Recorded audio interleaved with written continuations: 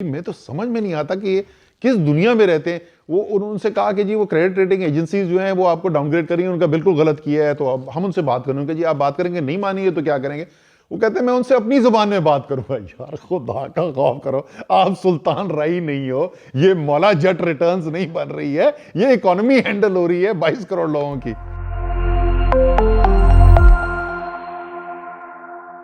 Hi everyone, welcome to Profit. आज हमारे साथ हैं साबिक वज़ीर ख़जाना असद उमर, जिनसे हम इकॉनमी के बारे में बात करेंगे। Thank you so much sir for taking out the time and for reaching out and engaging in this conversation. So एक बज़वर्ड है जो आजकल बहुत चल रहा है, technocratic government. Before we talk about what's happening, WhatsApp पे बहुत नाम फॉरवर्ड हो रहे हैं, बहुत सारी चीज़ें इस पर बहुत बहस भी हो रही है। What is your view on it? जब आपके सारे फैसले जो हैं वो सियासत से जुड़े हुए हैं और फैसला करने वाला वो बैठा होगा जिसका सियासत से ताल्लुक कोई नहीं, जिसकी जड़ें अवाम के अंदर नहीं, जो जवाबदेह अवाम को अंदर नहीं है, जो रोज जाके उठता बैठता नहीं है अवाम से, उसको पता नहीं चलता कि क्या अवाम फील कर रही है, इससे ज्यादा खतरनाक आइडिया नहीं हो सकता। So you would never join a technocratic? सवाल ही पैदा नहीं होता। Never. ये मैं 12 साल से बोल रहा हूँ। So moving on, पहले आप हुकूमत में थे, अब आप नहीं हैं। What is one decision looking back जो आप बोल सकते हैं कि हमने बहुत अच्छा लिया, और एक जिस पे आप बोल सकते हैं कि हमने बहुत बुरा लिया? देखिए, अच्छे फैसले जो हमने किए उसके अंदर जो सोशल प्रोटेक्शन का जो सिस्टम के अंदर इम्प्रूवमेंट्स लाई गई वो बहुत अच्छा फैसला था। मेरे ख्याल में हमने जो फैसला किया कोविड को किस तरीके से डील करना है, हालांकि उस वक्त ये बड़ा एक और क्लासिक एग्जाम्पल है। टेक्नोक्रेटिक गवर्नमेंट अगर होती उस वक्त तो वो क्या करती? उन्होंने बंद कर देना था पाकिस्तान, बिकॉज वो तो जवाबदेही ही नहीं है अवाम को। तो और पॉपुलर चीज जो पढ़े लिखे लोगों में, एलीट्स के अंदर, बिकॉज एलीट की जिंदगी पे फर्क ही कोई नहीं पड़ता, तो एलीट की तो ख्वाहिश ये थी कि पाकिस्तान बंद कर दिया जाए, क्योंकि उनकी जिंदगी पे तो कोई फर्क ही नहीं पड़ता। अरबपति में हूं, मुझे तो 5 साल भी बंद रखो तो मुझे तो कुछ नहीं होगा, तो बाकी पाकिस्तान जो है ना बंद कर दो, I don't give a dam. उसको खाना मिलेगा रात को कि नहीं मिलेगा, दिहाड़ी नहीं मिलेगी तो होगा क्या उसके साथ, उसको तो नहीं जवाब दे, राइट? पॉलिटिकल गवर्नमेंट ने फैसला किया कि इसको आप जो है बिल्कुल शटडाउन की तरफ नहीं जा सकते और आपको एक टारगेटेड स्ट्रैटेजी बनानी है। उसके ऊपर हम वो hotspot based smart lockdown, targeted lockdown की हम स्ट्रैटेजी लेकर आए, right? So going back to your question, so that is another example of something जो बहुत अच्छा किया। कि इसी तरीके से और बहुत सारे फैसले हैं जो मेरे ख्याल में बड़े अच्छे फैसले हुए। क्या फैसला हुआ जो it didn't work out well, उसमें इम्प्लीमेंटेशन के ज़्यादा इश्यूज हैं। फॉर एग्जांपल जो हमने प्राइवेटाइजेशन करने की कोशिश की वो स्पीड पे हम नहीं चला सके जिसके होता था। के इलेक्ट्रिक का इशू था, लिंजर ऑन होता रहा, फैसला नहीं हो सका।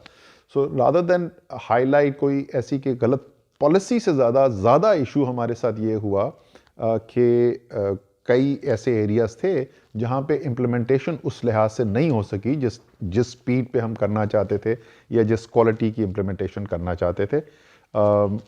एक और GIDC वाला फैसला था, वो पब्लिक प्रेशर, शोर, पब्लिक का क्या प्रेशर था, पब्लिक तो पता ही नहीं था, मीडिया प्रेशर जनरेट हुआ और उससे हमारी गवर्नमेंट ने चेंज कर दिया अपना जो पहले डिसीजन लिया था। मेरे ख्याल में जो पहले डिसीजन लिया था अच्छा डिसीजन लिया था और प्रैक्टिकल डिसीजन था, लेकिन हम उससे हट गए। So like you've said, we've established that you feel that you can't separate politics with economics. But like looking back, February में जब आप लोगों ने fuel prices को subsidize किया था, like if we look at that specific example, politically that worked in your favor, all right? But जो अगली हुकूमत आई, they had to deal with the dwindling reserves, the IMF negotiation, and all of that, and inflation. But like on an economic level, क्या आपको लगता है कि वो सही फैसला था, और was that also detrimental? नहीं, देखो ये सब डायनामिक चीज़ें होती हैं। डिसीजन एक वक्त में हुआ और उसके बाद पॉलिसी जो है वो 8 महीने के बाद अनचेंज रही, although ground situation kept on changing, वो एक मुख्तलिफ चीज़ है। उसका मलबा आप उस पर नहीं डाल सकते जो ओरिजिनल डिसीजन वहाँ पर किया गया था। ओरिजिनल डिसीजन जो था वो बड़ा वेल थॉट आउट था, उसके पीछे पूरी मैथ्स हुई भी थी। और आइडिया क्या था? आइडिया ये था कि कोविड के बाद जब दुनिया में मईशत नॉर्मलाइज हुई तो एकदम से सप्लाई चेन शॉर्टेजेस आई और कमोडिटी प्राइस सुपर साइकिल आया। तमाम कमोडिटीज़ की प्राइसेस जो हैं वो एबनॉर्मल सतह पे ऊपर चली गई और उसके नतीजे में एक अफरात ज़र आया जो बहुत अरसे के बाद दुनिया देख रही थी। और तमाम माहिरीन की ये राय थी कि ये ट्रांजिटरी फिनोमेना है, यानी कुछ अरसे का फिनोमेना है, छोटे अरसे का, और उसके बाद ये नॉर्मलाइज हो जाएगा। तो अब फैसला ये करना था, प्राइम मिनिस्टर ने कहा कि अच्छा अगर ये ट्रांजिटरी है तो ज़रा ये देखो कि हम किस तरीके से लोगों को अभी कुशन कर सकें और कैसे उसको फाइनेंस करेंगे। सिर्फ ये नहीं था कि इधर कम कर दो, 400 बिलियन का तकरीबन एस्टिमेट किया गया, 400 बिलियन कैसे पे करने हैं वो भी आइडेंटिफाई किया गया, फुल्ली फाइनेंस करने का फैसला किया गया। उसके फौरन ही बाद तकरीबन 3-4 हफ्ते के बाद गवर्नमेंट गिर गई। अब जब ये गवर्नमेंट आई तो शुरू में ये आके बिल्कुल फ्रीज कर गए, राइट। उसकी और जो कॉन्सिक्वेंस थी उस पर भी हम बात कर सकते हैं कि वो क्या हुआ। अब आपकी डिसीजन मेकिंग फ्रीज हुई हुई है, ग्राउंड सिचुएशन बदल रही है, और आप रिस्पॉन्ड नहीं करें तो इसकी जिम्मेदारी आप उन पर तो नहीं डाल सकते। ये इसी तरीके से हुआ था 2007-8 की जो ट्रांजिशन हुई थी, उसमें भी अगर आप देखें 2003 से 2002 से 2007 जो हुकूमत रही थी, शौकत अजीज आखिरी 3 साल प्राइम मिनिस्टर थे, ज़बरदस्त इकोनॉमिक परफॉर्मेंस रही। और वहाँ पे भी लोग ये कहते हैं ये क्या परफॉर्मेंस थी, अगले साल तो तबाही हो मईशत, अगर अच्छा काम किया तो ऐसा नहीं हो, तो ऐसा नहीं है। उसके बाद आया कमोडिटी शॉक, उस वक्त भी आया, और जो कमोडिटी शॉक आया गवर्नमेंट जो नहीं आई वो फ्रीज कर गई, उन्होंने डिसीजंस नहीं किए और एकदम से रिजर्व जो है वो टैंक कर गए हमारे। सो इसका वजह जो है वो पिछली हुकूमत नहीं थी उसकी जिम्मेदार। So like speaking of reserves, at the time of this interview, हमारे reserves are at 5.8 billion. The economy's check engine light is on. अगर आप हुकूमत में हैं, let's say अगर आप हुकूमत में होते, what is something that you would do to like solve this immediately? क्या debt restructuring की तरफ जाते? क्या like what solution do you have? मैं आपको बताता हूँ आपको किस स्पीड पे हुआ है। जिस दिन वोट ऑफ नो कॉन्फिडेंस आया 16.4 अरब डॉलर के रिजर्व्स थे, विद इन 3 महीने वो आधे हो गए थे। और उसके बाद क्यों हुए? पाकिस्तान को 30 से 31 बिलियन डॉलर की करनी होती है debt servicing, current account deficit जो है वो मिला के टोटल फाइनेंसिंग गैप जो है वो 30-31 बिलियन डॉलर्स का। सो आपके पास कॉन्स्टेंटली आपके पैसे बाहर भी जा रहे होते हैं और आपको पैसे लाने भी होते हैं डिफरेंट फॉर्म्स के अंदर टू पे फॉर दैट। आपका करंट अकाउंट डेफिसिट बढ़ जाता है या कम हो जाता है, लेकिन होता डेफिसिट ही है। सो आपके पास करंट कोई इनफ्लो नहीं आ रही होती जिससे आप वो पुरानी डेट सर्विसिंग कर ले, उसके लिए आपको बाहर से ही पैसे लाने होते। वो एकदम से इतना शॉर्ट फॉल आया क्यों? एक तो गवर्नमेंट की डिसीजन मेकिंग फ्रीज कर गई, नई गवर्नमेंट आई हुई, सारी डिस्कशन क्या हो रही है, ये 4 हफ्ते बाद चले जाएंगे, ये 6 हफ्ते बाद चलेंगे, किसी को ये नहीं पता ये रहेंगे कि नहीं रहेंगे। अंदर गवर्नमेंट की डिस्कशन हो रही है, डिबेट हो रही है, खुद गवर्नमेंट डिवाइडेड है आपस में, पीडीएम गवर्नमेंट के रहना चाहिए कि नहीं रहना चाहिए। सो खुद की भी डिसीजन मेकिंग फ्रीज हो गई ना। अब काउंटर पार्टीज बाहर बैठी हुई, या कमर्शियल बैंक्स हैं दूसरे बाहर बैठे हुए, वो देख रहे हैं इस गवर्नमेंट को, यार मैं इससे डील करूं ना करूं, ये पता नहीं सर्वाइव करेंगे कि नहीं करेंगे। आउटफ्लोज चलते गए, इनफ्लोज ड्राई हो गए, ऐसे करके आपके प्लमेट कर गए। जब वो प्लमेट किए तो फाइनेंशियल क्राइसिस क्रिएट हो गया। So you went into that what जिसको इकोनॉमिक्स में विशियस लूप कहते हैं, विशियस लूप के अंदर चले गए और उसी के अंदर अब आप फंसे में गिरते चले जा रहे हैं, गिरते चले जा रहे हैं। सो पहली बात तो ये कि अगर कंटिन्यूटी होती, एक नॉर्मल गवर्नमेंट चल रही होती, तो आपका ये क्राइसिस आता ही ना। हो सकता है आपके रिजर्व थोड़े से बहुत कम हो जाते, बट ये क्राइसिस किसी सूरत में नहीं आता अगर वो रिजीम चेंज ऑपरेशन होके डिसरप्शन नहीं हुई होती। सेकेंडली अब क्या करने की जरूरत है? देखिए मेरे ख्याल में पाकिस्तान की जो अब सूरत हाल जिस किस्म की बन गई है, किसी ना किसी तरीके से हमें अपना जो एक्सटर्नल डेट है उसकी रिस्ट्रक्चरिंग करनी पड़ेगी। हम उस पॉइंट पे आ गए हैं। So basically, like default is something like saying outright कि हम नहीं दे सकते और it's not possible. But restructuring in a way, isn't it kind of like defaulting? Because you're like, I can't pay it back, लेकिन conditions change कर लो, timeline change कर लो. So isn't it like a soft default? जहां पे आप इस वक्त पहुंचे हुए हैं, राइट, या तो आप डिसऑर्डरली डिसरप्शन करेंगे और आप डिफॉल्ट होगा आपका, या आप एक्नॉलेज करेंगे कि ये जिधर मैं पहुंच गया हूं यहां से अब मैं नहीं निकल सकता, तो मुझे अब बैठ के कुछ चेंज करना पड़ेगा। और आप एक्नॉलेज करेंगे उस सिचुएशन को, बजाय कि आप माचो स्टेटमेंट जैसी कल भी हमें सुनने को मिल रही थी, मतलब अजीबो गरीब, में तो समझ में नहीं आता कि किस दुनिया में रहते हैं। वो उनसे कहा कि जी वो क्रेडिट रेटिंग एजेंसीज जो हैं वो आपको डाउनग्रेड करेंगे, उनका बिल्कुल गलत किया है, तो अब हम उनसे बात करेंगे। जी आप बात करेंगे, नहीं मानिए तो क्या करेंगे? वो कहते हैं मैं उनसे अपनी जुबान में बात करूंगा। यार खुदा का खौफ करो, आप सुल्तान रही नहीं हो, ये मौला जट रिटर्न्स नहीं बन रही है, ये इकोनॉमी हैंडल हो रही है 22 करोड़ लोगों की। So PTI के initial days में you guys restructured पाकिस्तान का domestic debt. And उस वक्त भी WhatsApp पे बहुत शोर मच रहा था कि इन लोगों ने domestic debt restructure किया when the interest rate was at 13.25%. लेकिन बाद में अगर जब मीडिया में मतलब like when I even reported on it जब देखा कि आप लोगों ने floating permanent debt को restructure किया जिसकी वजह से ये होता है कि जब interest rate low होता है तो आपकी debt payments की interest rate भी low हो जाता है, when it goes up. So you guys locked yourself in floating debt. So that is one decent step taken for managing Pakistan's domestic debt and making it sustainable. लेकिन आपने external debt के ऊपर क्या काम किया to make that sustainable? देखें, जो सबसे पहली बात है वो ये कि एक्सटर्नल डेट के ऊपर आप रिलायंस कम करें, उसके लिए करंट अकाउंट डेफिसिट आपने कम करना है। सो आप अगर देखो कि इस पीरियड के अंदर जो हमारे इनफ्लोज हैं वो इनफ्लोज में सब्सटैंशियल इंक्रीज आई, मेनली थ्रू रिमिटेंसेस। 19 अरब डॉलर से 31 अरब डॉलर पे चले गए, और एक्सपोर्ट्स जो स्टॉल हुई थी पूरे एक डेकेड से स्टॉल हुई थी, फाइनली आपको वहाँ पे ग्रोथ मोमेंटम नजर आया। There is a lot of detail. हमारी जो आपकी ग्रोथ आपको नजर आई थी उसके मल्टीपल फैक्टर्स थे। उसके अंदर जो आपने energy pricing policy the, that played a critical part. उसके अंदर जो फाइनेंसिंग फैसिलिटीज दी वो भी उसका एक हिस्सा थे। So there were a host of policies जिसने कहाँ पे हमारे पास एक्सपोर्टेबल सरप्लसेस हैं, कौन सी इंडस्ट्रीज कंपेटिटिव हो सकती हैं, और उनको टारगेट करके सपोर्ट प्रोवाइड की, एंड वहाँ से रिस्पॉन्स आना शुरू किया। आईटी इंडस्ट्री पे बहुत फोकस था। आईटी सर्विसेज ग्रोथ जो है वो एक्सेलरेट हुई, 43% एक साल ग्रोथ हुई, 32% अगले साल ग्रोथ थी पहले 9 महीनों के अंदर। सो ए होल होस्ट ऑफ, सो वहाँ पर एक तो ये हो रहा था। डेट रिस्ट्रक्चरिंग के ऊपर, एक्सटर्नल डेट रिस्ट्रक्चरिंग के ऊपर जो सिर्फ काम हुआ वो that was a part of not a Pakistan specific thing, वो ग्लोबल था। कोविड के रिस्पॉन्स के अंदर आपको पता है कि पेरिस क्लब रिस्ट्रक्चरिंग अलाउ की गई थी और पाकिस्तान ने उसका बेनिफिट लिया, तो हमें उसका भी एक फ़ायदा मिला। So back when you were in government, rupee को depreciate किया गया.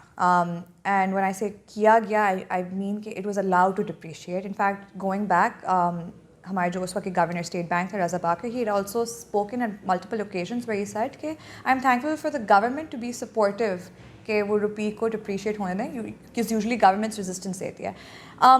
But because of this depreciation, you guys had to deal with a lot of fallback on political cloud, because होता ये है कि हमारे मुल्क में एक पार्टी की कारकर्दगी उससे मेजर की जाती है कि इंटरेस्ट रेट कितना है, पेट्रोल प्राइसेस कितनी है, या करेंसी, इंटरेस्ट रेट से ज़्यादा करेंसी और पेट्रोल प्राइसेस के ऊपर होता है। तो over time, however, after the rupee was led to depreciate, the rupee did appreciate क्योंकि वो market forces पे था। तो now in the present, if you were told to convince the current government to let the rupee have a market-oriented rate, and because eventually आपका clout वापस आ गया, you got all the favor back, right? So the government right now that is very particular about the dollar rate, आप उसको क्या बोलेंगे कि भाई आप उसको कैसे convince करेंगे? बिल्कुल सही। अच्छा, ये जो है जो हमारा लास्ट IMF प्रोग्राम था उसमें बार बार उनसे बोलता था यार मुझसे स्ट्रक्चरल रिफॉर्म की बात करो, बाकी ये प्राइसिंग पे हम डिस्कशन कर लेंगे। लेकिन एक्चुअल द रियल थिंग अगर हम वाकई निकलना चाहते हैं तो स्ट्रक्चरल रिफॉर्म के ऊपर हमें बात करनी है। और जो सबसे बड़ा स्ट्रक्चरल रिफॉर्म हमने उसमें एग्री किया, और ये आखिरी पॉइंट था। रिमेंबर, वाशिंगटन DC में मेरी मीटिंग हुई थी, deputy managing director David Lipton IMF का जो था उसके साथ ये डील क्लोज हुई थी। उससे पहले IMF वाले कहते थे एक फ्री फ्लोट, और हम ये कहते थे कि पाकिस्तान की जो रिजर्व्स हैं वो कम हैं, हमारी मार्केट थिन है, so we are at risk to speculators.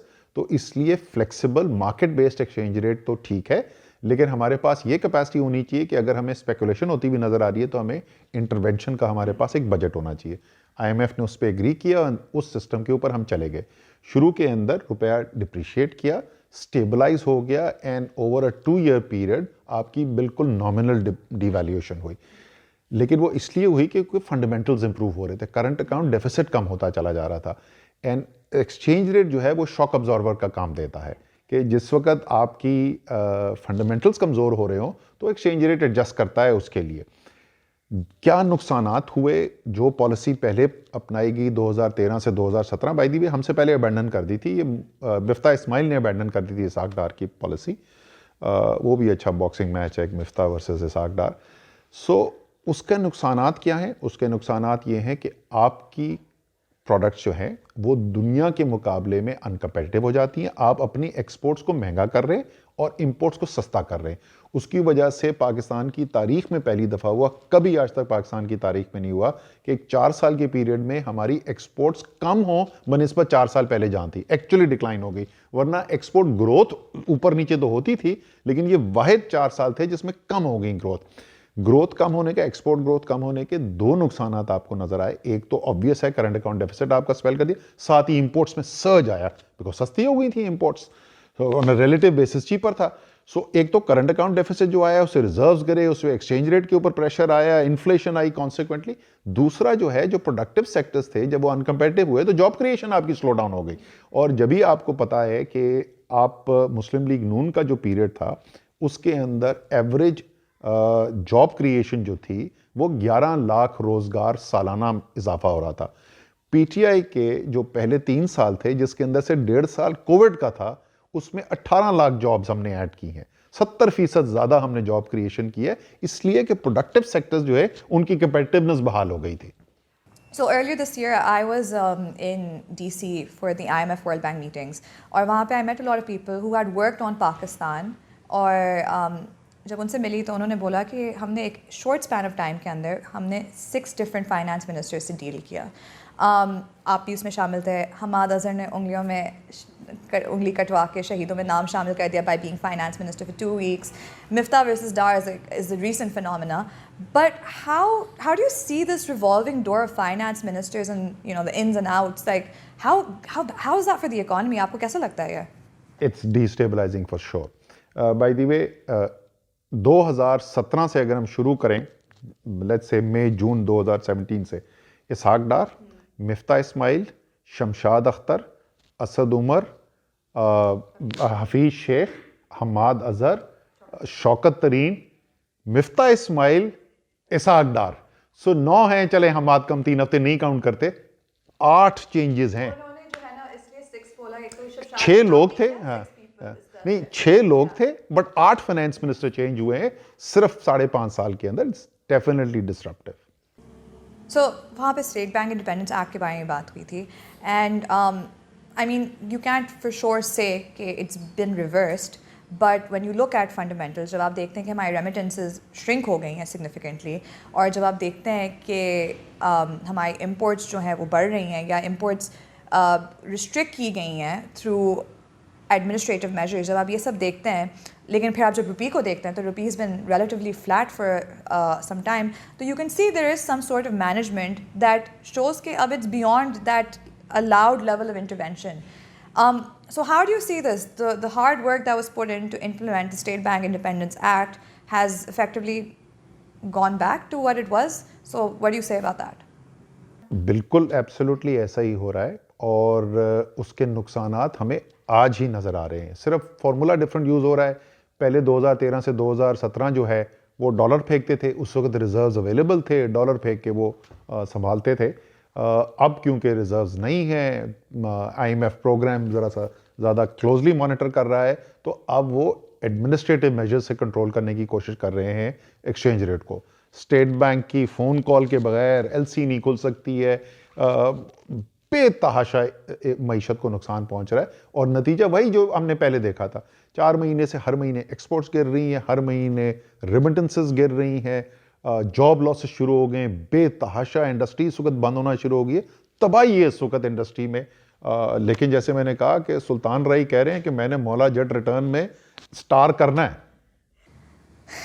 So let's say tomorrow you're back in government.